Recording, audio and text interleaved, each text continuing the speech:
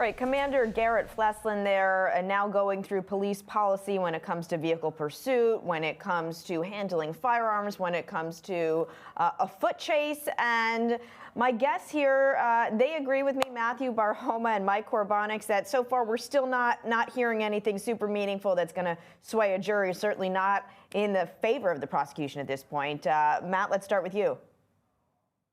Yeah, absolutely. And not only that, I mean, you're walking us through a lot of the discretions that a lot of these officers have. And in every single instance, this witness seems to almost kind of take a middle ground and say it'd be reasonable if they did, and it'd be reasonable if they did it. So ultimately, you're either getting something that's very, very middle ground and it doesn't help your side of the prosecution, or you're really just painting the jury through a lot of tedious detail. I mean, any officer that takes a stand, whether it's this commander, whether it's officers that were actually at the scene, right, could say, or maybe could think of themselves being in that situation, how they might act. Mike, are you surprised at all that we're not hearing anything particularly meaningful that could sway things in favor of the prosecution from this witness?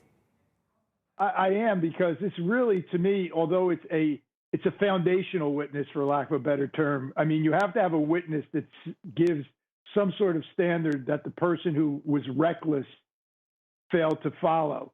The problem I have with this witness is it really doesn't seem like this witness is testifying. He's only really confirming what the prosecutor's reading. And I think that loses effectiveness and credibility with the jury, because they want to look at the witness stand and hear the witness, who is a police officer, who has experience, who's read this, explain, not just confirm or sort of, as Matt pointed out, take the middle of the road. I think that's going to be a problem, and I think it's going to be interesting to see if there is going to be a cross-examination at all. My feeling is if they do cross-examine this witness, it's going to be extensive, and it may benefit the defense. Matt, do you agree?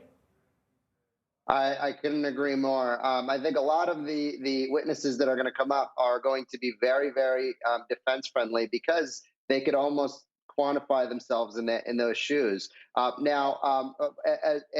that presents a bigger issue, which is also common here, which is that every witness that's going to come on is going to some extent provide very favorable, testimony for the defense, especially if they play their cards right.